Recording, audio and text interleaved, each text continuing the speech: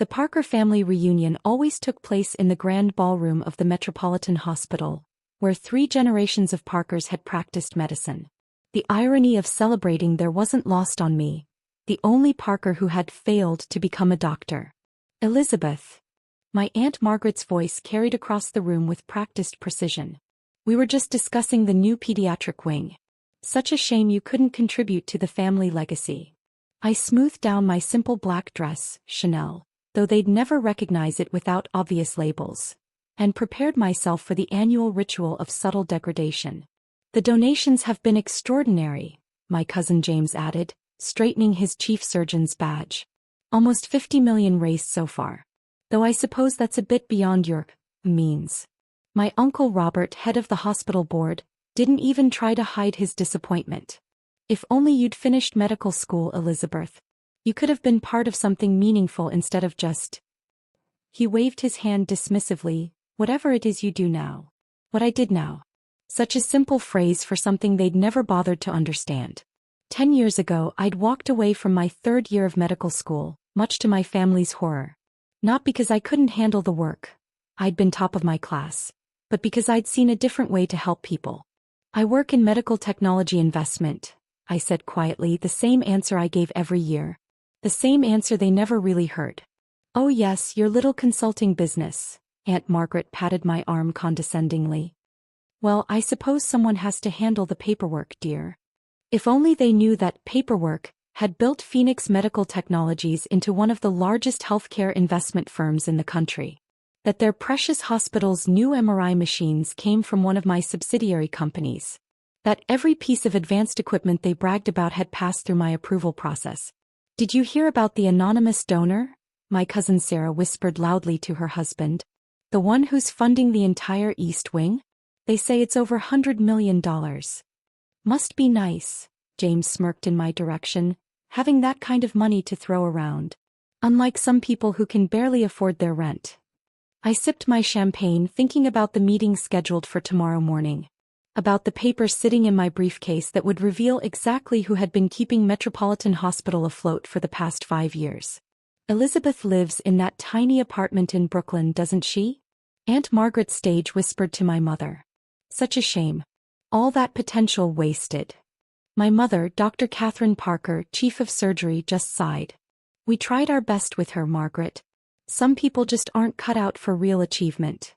I thought about my tiny apartment.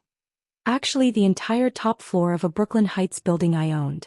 About the view of Manhattan from my office at Phoenix Technologies headquarters. About the fact that I could buy and sell this hospital 3 times over without touching my main investment accounts. Speaking of achievement, James announced loudly, wait until you see the new surgical robots we're getting. Top of the line, absolutely revolutionary. Though the technical details would probably bore you, Elizabeth. I bit back a smile, remembering the email I'd received that morning about those very robots. They were indeed revolutionary. My company had developed them. The patents bore my name, though the Parkers never read medical technology journals unless they involved surgical techniques. How's the hospital's funding this quarter? I asked innocently. I heard there were some concerns about the operating budget. James's smile faltered slightly. Uncle Robert shifted uncomfortably. Just temporary cash flow issues, he said quickly. Nothing to concern yourself with. Hospital administration is quite complex. Of course, I nodded. Though I did notice your stock price has dropped 15% since last quarter. They stared at me, surprised I could understand such complex matters. The market fluctuates, Uncle Robert dismissed. But once we announce the new wing's funding tomorrow, investor confidence will return. Not that you need to worry about such things. I checked my watch, 18 hours until the board meeting where they'd learn exactly who they'd been dismissing all these years. Elizabeth was always better with simple math, my mother added as if to explain my interest. Balance sheets, checkbooks, basic things. Simple math.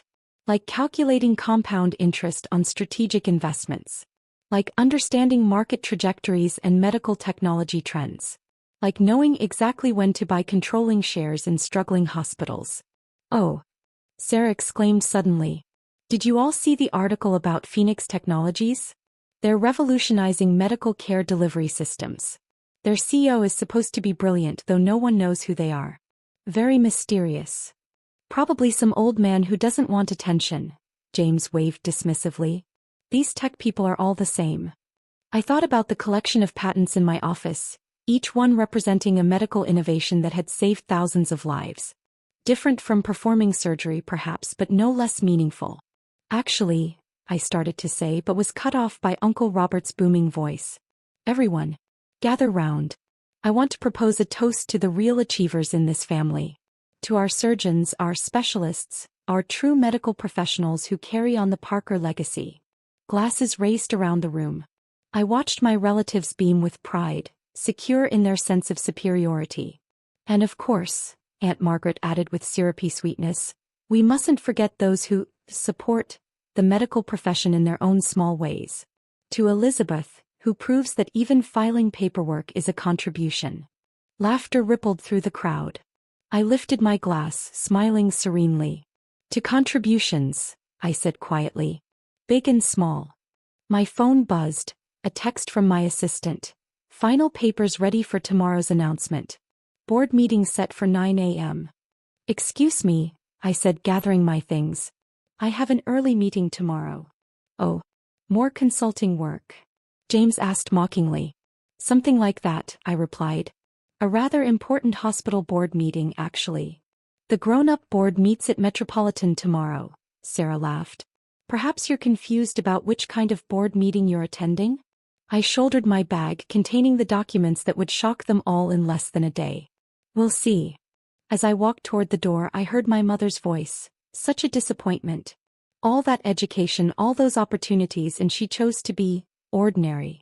I smiled, thinking of the plaque already mounted in the hospital lobby, covered for tomorrow's unveiling, the Elizabeth Parker Wing for Advanced Medical Innovation. Sometimes the best revenge isn't in proving people wrong. It's in letting them prove themselves wrong while you quietly change the world. Walking to my car, I passed the construction site of the new wing, my wing. The workers nodded respectfully, recognizing me from my regular inspections. To them, I wasn't the Parker family failure. I was the woman who signed their paychecks, who insisted on the highest quality materials, who cared about creating something that would help people for generations. Tomorrow would change everything. But tonight I had proposals to review, innovations to evaluate, and lives to help save, even if I never held a scalpel to do it. The Metropolitan Hospital boardroom looked exactly as it had when I was a child, sneaking peeks through the heavy oak doors while my relatives discussed important medical matters. The same portraits of distinguished Parker physicians lined the walls, their stern faces watching over generations of family success. At 8:55 a.m. I sat quietly in the corner, dressed in a perfectly tailored suit that probably cost more than James's monthly salary. None of my relatives had noticed me yet. They never did. The board members filed in, followed by hospital administrators and various department heads. Let's begin, Uncle Robert announced from the head of the table. As you know, we're here to discuss the new wing's funding and to meet our mysterious benefactor. My mother adjusted her chief of surgery badge. I heard they're flying in from Singapore or somewhere equally exotic. Actually, I said clearly, standing up, I just took the subway from Brooklyn. The room fell silent. James nearly dropped his coffee cup. Elizabeth. Uncle Robert sputtered. What are you doing here? This is a closed board meeting. I walked to the front of the room, my heels clicking against the polished floor. I'm here because it's time you learned who really owns this hospital. Owns. My mother's voice rose sharply. The hospital is controlled by the board. The board, I interrupted smoothly, which reports to the majority shareholder. Phoenix Medical Technologies owns 51% of Metropolitan Hospital's shares. Has for the past 3 years. I opened my briefcase and began distributing folders.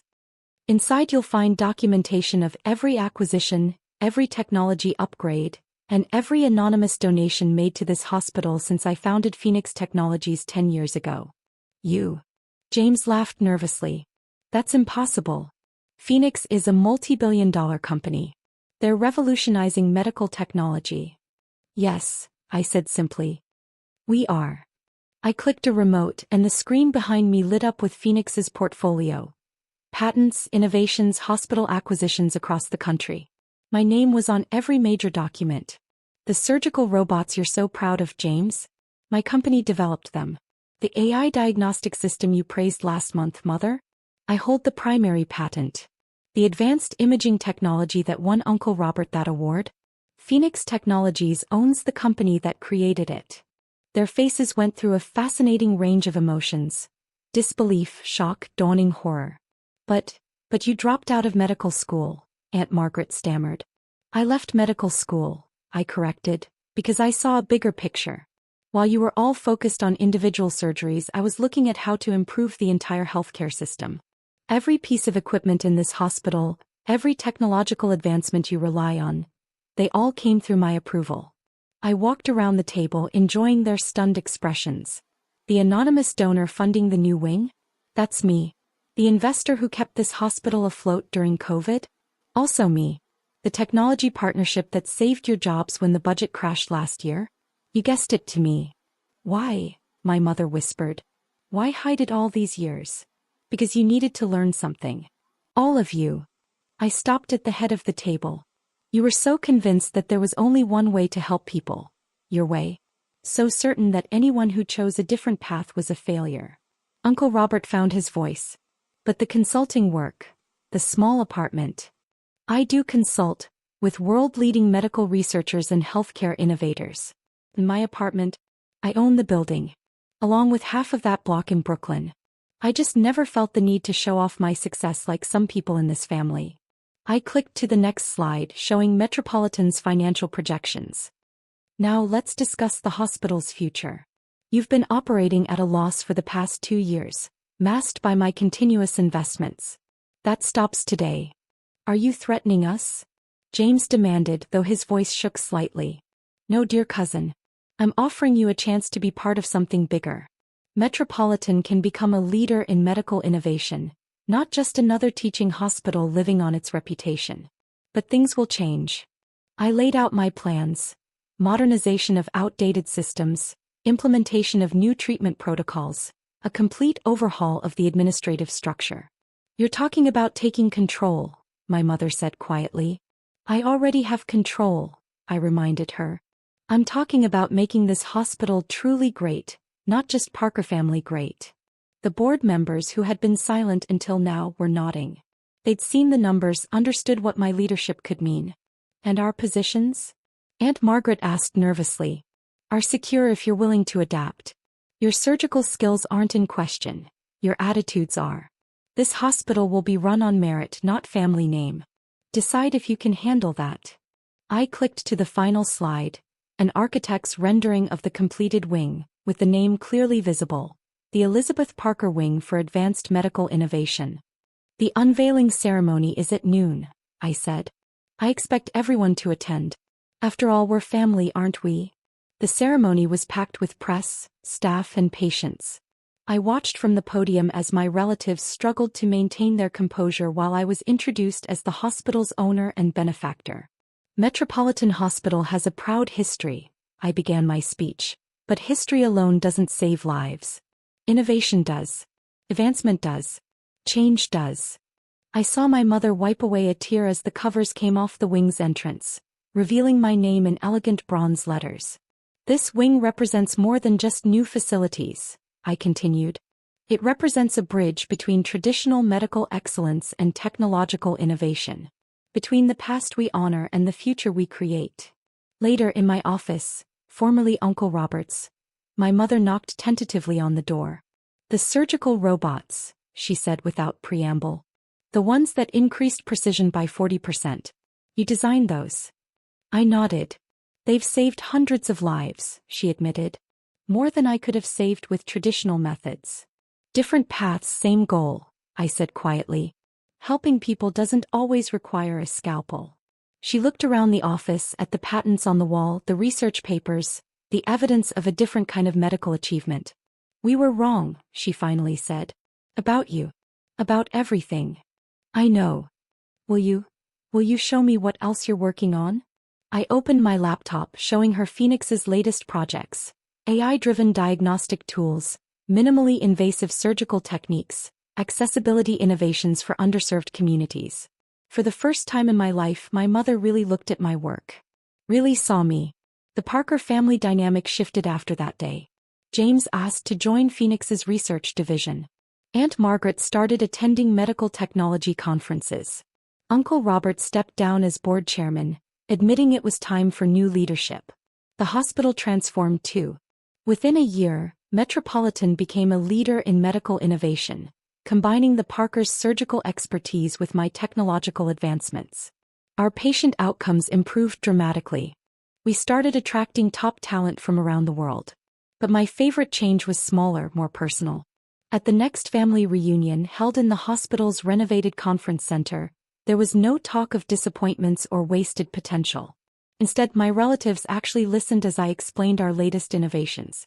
You know, my mother said, watching a demonstration of our newest diagnostic system, you did become a doctor after all. Just not the kind we expected. I smiled, thinking of all the lives touched by my work, all the healing made possible through technology. Sometimes, I told her, the best medicine doesn't come in a prescription. The Elizabeth Parker Wing stands as more than just a monument to success. It's a reminder that there are many ways to heal, many paths to making a difference. And sometimes, the biggest contribution comes from the person they least expected to succeed.